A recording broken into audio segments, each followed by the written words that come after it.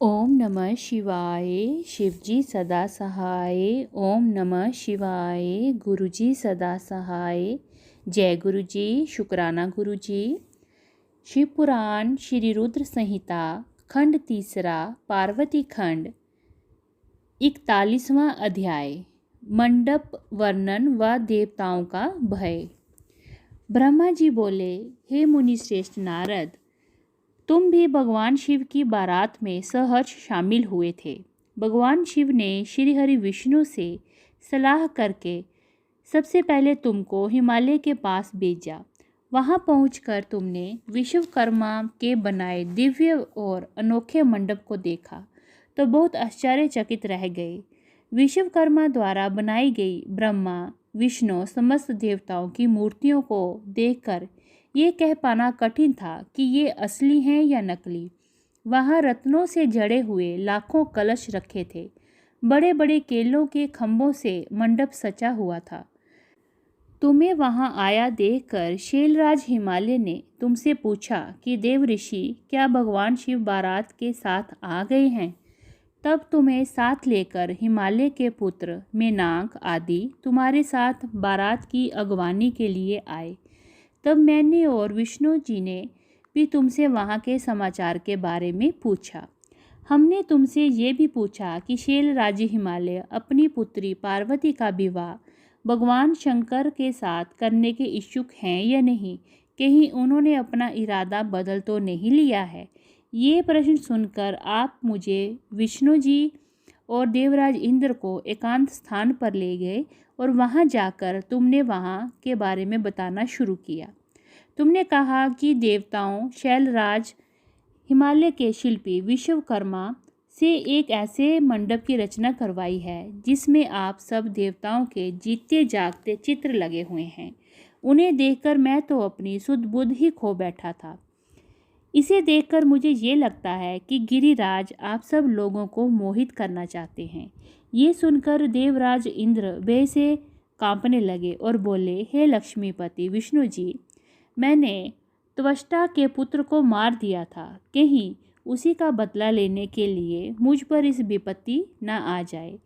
मुझे संदेह हो रहा है कि कहीं मैं वहां जाकर मारा ना जाऊं।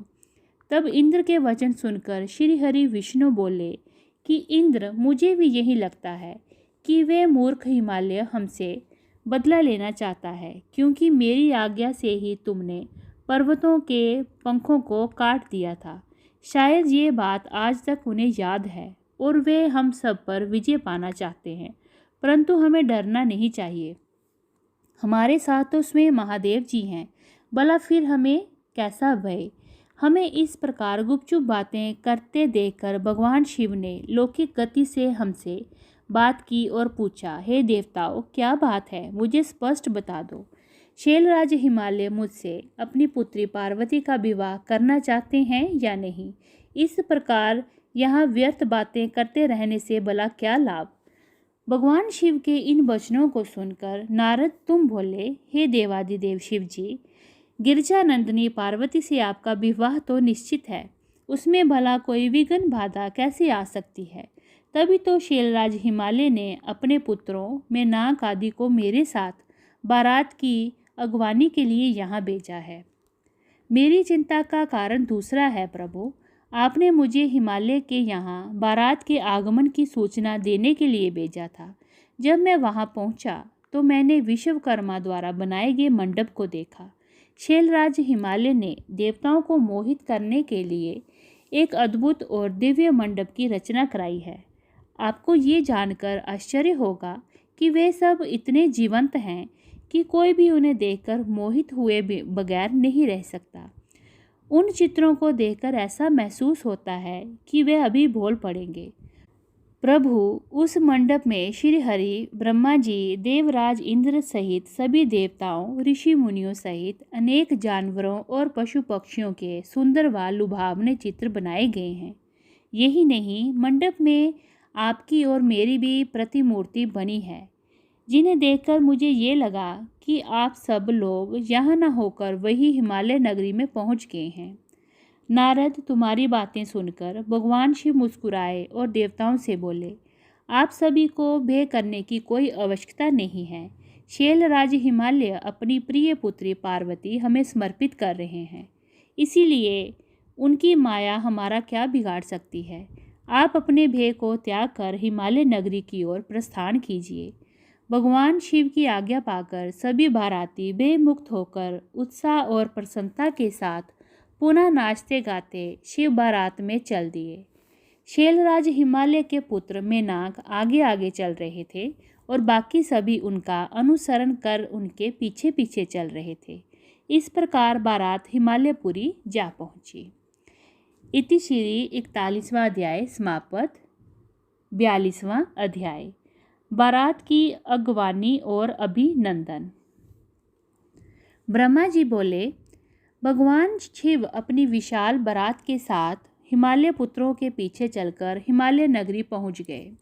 जब गिरिराज हिमालय ने उनके आगमन का समाचार सुना तो वह प्रसन्नतापूर्वक भक्ति से ओतप्रोत होकर भगवान शिव के दर्शनों के लिए स्वयं आए। हिमालय का हृदय प्रेम की अधिकता के कारण द्रवित हो उठा था और वे अपने भाग्य को सराह रहे थे। हिमालय अपने सभी पर्वतों के साथ बारात के अगवानी के लिए पहुँचे। भगवान शंकर की बारात देखकर शैलराज हिमालय आश्चर्यचकित रह गए।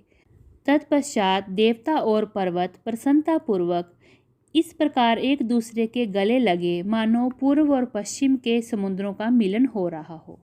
सभी अपने को धन्य मान रहे थे। इसके बाद शैलराज महादेव जी के पास पहुँचे और दोनों हाथ जोड़कर उनको प्रणाम करके स्तुति करने लगे। सभी पर्वतों और ब्राह्मणों ने भी शिवजी की वंदना की। शिवजी अपने वाहन बैल पर बैठे थे। भगवान शिव आभूषणों से विभूषित थे तथा दिव्य प्रकाश से अलौकित थे।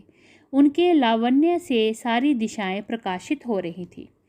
भगवान शिव के मस्तक पर रत्नों से जड़ा हुआ मुकुट शोभा पा रहा था। उनके गले और अन्य अंगों पर लिपटे सर्प उनके स्वरूप को अद्भुत और शोभनीय बना रहे थे। उनकी अंग कांति दिव्य और अलौकिक थी।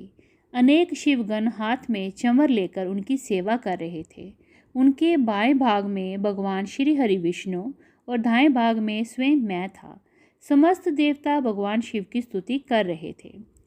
नारद, जैसे तुम जानते ही हो, भगवान शिव परम ब्रह्मा परमात्मा है। वह ही सबके ईश्वर हैं। वह ही जगत का कल्याण करते हैं और अपने भक्तों को सभी इच्छा उनकी पूरी करके उन्हें मनवांछित फल प्रदान करते हैं।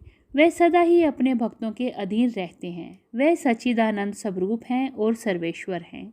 उनके बाएं भाग में श्री हरि विष्णु गरुड़ पर बैठे थे और दाएं भाग में मैं ब्रह्मा सहित था।